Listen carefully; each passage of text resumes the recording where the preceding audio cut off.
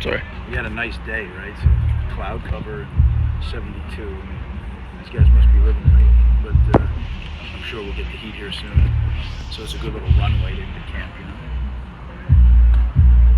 Johnny Langan, what's his role?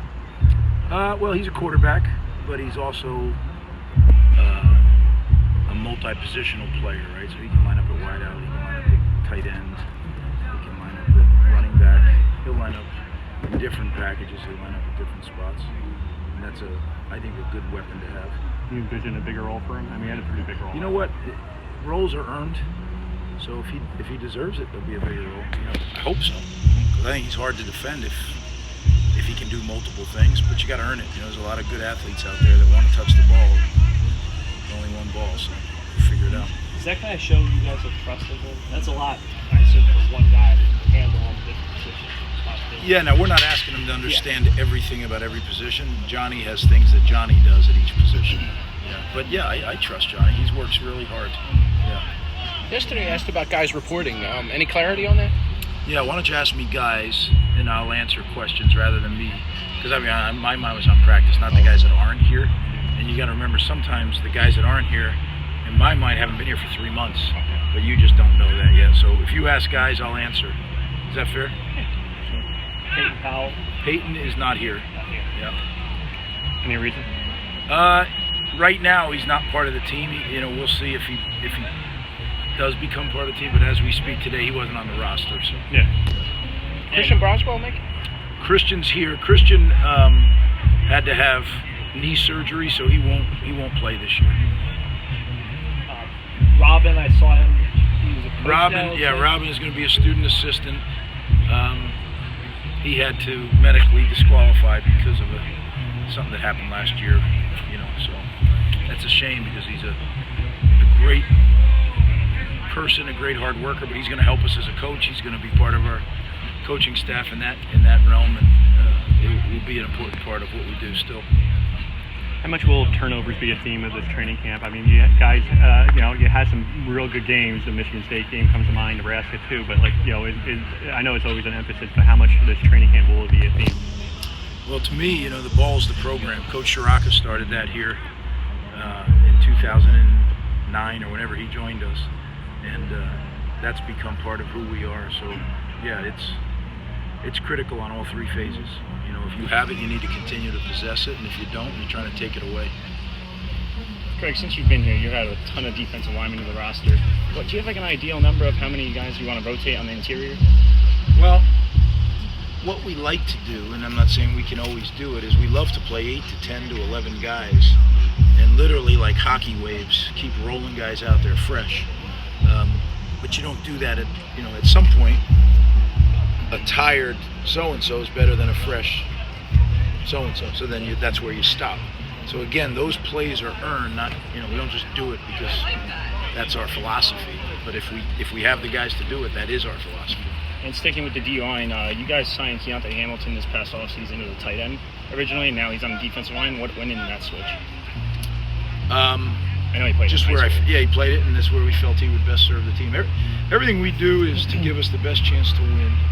And we feel like that's where he gives us the best chance to win, whether it be immediately or eventually, in some of the younger guys' cases. I think he's uniquely gifted, though. I think Keontae could play a lot of positions. Yeah. Ifan has been an exciting guy. Right now he's got a little bit of a lower extremity deal that he's working through, but I think he's going to be fine. And I think he's got some explosiveness for a big, he's a 280 plus pound man, and he's got some explosiveness. Yeah, right now Mayan, Jamri will get some work there. We're going to rotate some guys through, plus the young guys. I mean, we have some young, promising 3 techniques, I think, that just need to figure out what college football is about, right? We asked you before about 03 coming back. How about Tyshawn Fogg coming back? What does he bring another year? Well, Tyshawn is a really physical player, right? He brings a physicality to your defense. He's a mature guy. So, I mean, we're excited about that. When guys get hurt and they're out, people kind of just forget. He's played a lot of football here and made a lot of plays, a lot of tackles. So he's another addition. Again, I'd like to be able to play more than just one guy in there. We have Tariq Maddox-Williams is doing a great job as well. So, unless someone is that much better, I'd like to see more guys play. I know there's different rules and everything, but how much different is training camp from 2001 when you first arrived to now? Do you ever take a minute to kind of like soak it all in? I know it's a different walkway up here and obviously a new field and everything, but ever take a minute to kind of like appreciate it?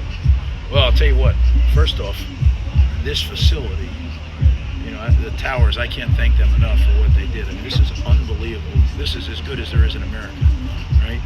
The grass fields are immaculate. Matt Henn, our guy who takes care, he does an unbelievable job, and his staff.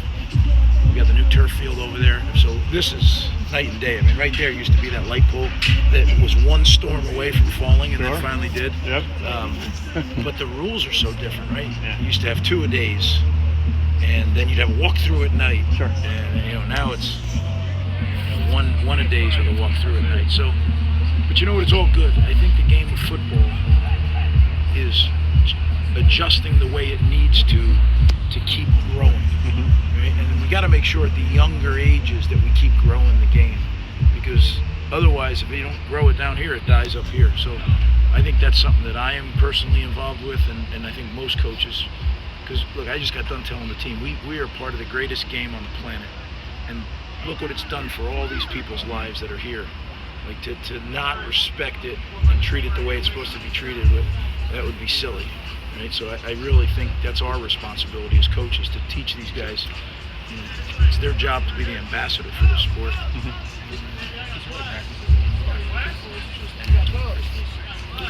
Well, we're in what you call the install period. So we will install 95% of our offense, defense, and kicking game in 6 practices. So that is, as you can imagine, a rush of information. But then you go back the rest of the camp and you shine it up. But it's the whole learning theory. You throw it all at them, and you break it down, and then hopefully, as you get into the season, you bring it back together and it's ready to be put together. Some years it is, some years it isn't. That's depending on your team and your coaches.